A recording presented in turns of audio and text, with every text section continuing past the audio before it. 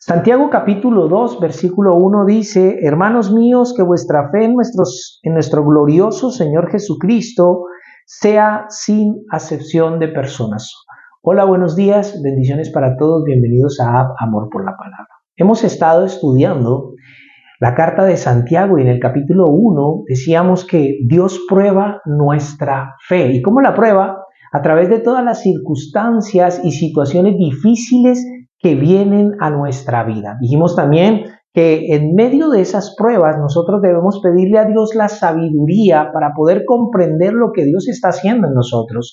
Y también mencionábamos que era bienaventurado el que podía soportar estas pruebas y entender que en medio de la prueba viene la tentación, pero que esta tentación por ningún motivo viene de parte de Dios, sino que somos tentados por nuestros propios deseos pecaminosos. Y dijimos también que cuando esta fe es probada, cuando nuestra fe es genuina, entonces nosotros vamos a ser hacedores de la palabra y no tan solamente oidores olvidadizos. En el capítulo 1, verso 26 y 27, ya Santiago entonces empieza a hablarnos acerca de la religión. Dice: si alguno se cree religioso entre vosotros y no refrena su lengua, sino que engaña su corazón, la religión del tal es vana. ¿Qué es lo que está diciendo Santiago aquí?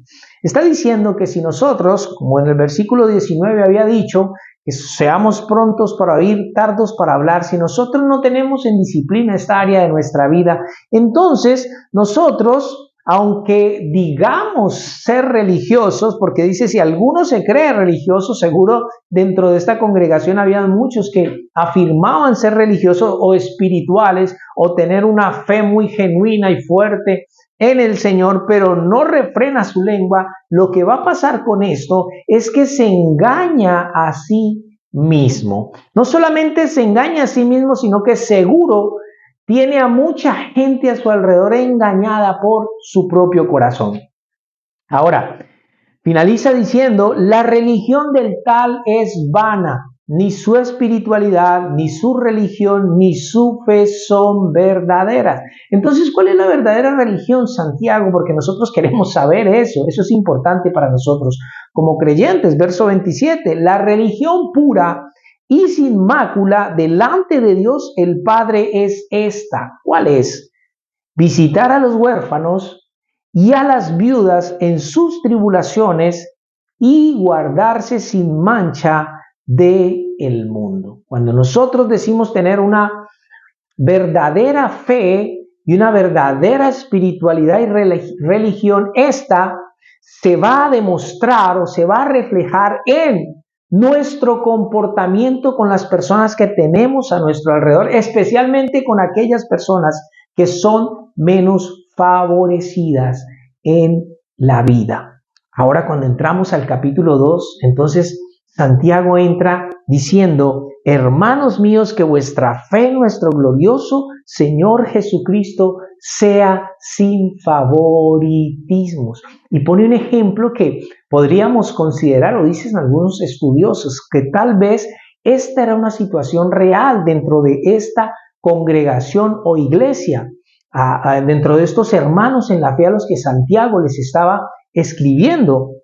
Les dice: porque si en vuestra congregación entra un hombre con anillo de oro y con ropa espléndida, y también entra un pobre con vestido andrajoso, y miráis con agrado al que trae la ropa espléndida, y le decís: siéntate tú aquí en buen lugar, y decís al pobre: estate tú allí en pie, o siéntate aquí bajo mi estrado, ¿no hacéis distinciones entre vosotros mismos y venís a ser jueces con malos pensamientos? Entonces, lo que Santiago nos está enseñando aquí es que cuando nuestra fe es genuina, es verdadera, ella va a reflejar un comportamiento justo y trato justo entre nuestros semejantes. No va a haber favoritismos. Ahora, cuando yo leo esta situación, esto que Santiago está poniendo aquí, está planteando esta situación, entonces, y miro a mi alrededor, miro mi tiempo ahora mismo, Hay muchas iglesias donde esto sucede continuamente, pero muchísimas, donde las personas que entran mejor vestidas, que entran con vestidos lujosos, oliendo rico, bueno, las sientan en lugares privilegiados. Sin embargo, te voy a decir una cosa, que de hecho, si un hermano llegase, como lo describe Santiago aquí, andrajoso, tal vez no oliendo bien, yo pienso que quizás ni siquiera lo dejen pasar de la puerta, que tal vez le digan, no, mira, esta es una reunión privada, ahora es una reunión especial, y tal vez lo despachen y no lo dejen entrar. En este ejemplo, Santiago dice que lo sientan en un lugar de menos importancia, pero ahora tal vez ni siquiera lo dejen entrar. Ahora, tenemos que decir una cosa, y es que el favoritismo no solamente está en esta situación. Hoy en día podemos ver marcado el favoritismo dentro de la iglesia en muchas otras situaciones.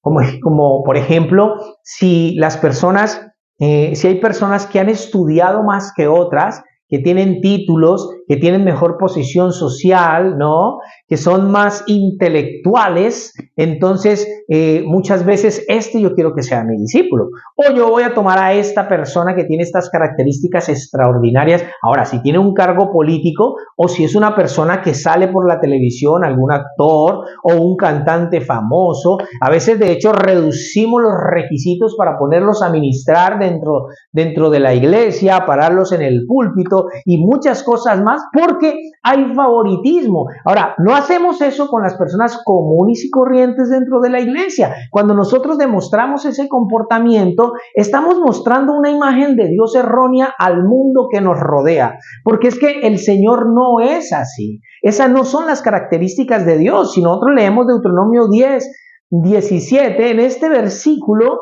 Moisés describe lo que Dios es y lo que Dios no es. Entonces dice que Él es Dios de dioses y Señor de señores, grande, poderoso y temible. Esto es lo que Dios es. Ahora, ¿qué es lo que no es Dios? Que no hace acepción de personas ni toma cohecho. Recordemos algo, y es que el apóstol Pablo nos dijo en Efesios 5:1 que fuésemos imitadores de Dios como hijos amados. En otras palabras, es como si Dios nos dijera, mira, yo soy invisible para este mundo, pero yo quiero mostrarme a este mundo a través de ustedes. Entonces ustedes van a mostrar mi imagen. Eso es lo que está diciendo Dios. Pero si nosotros tenemos este comportamiento de favoritismo dentro de la iglesia, entonces lo que estamos mostrando de Dios es totalmente erróneo. Deuteronomio 10:18, y quiero leértelo, que es muy importante, habla acerca de estas características de Dios. Dice Deuteronomio que hace justicia al huérfano y a la viuda, que ama también al extranjero, dándole pan y vestido. Una característica maravillosa de Dios es que Dios se interesa.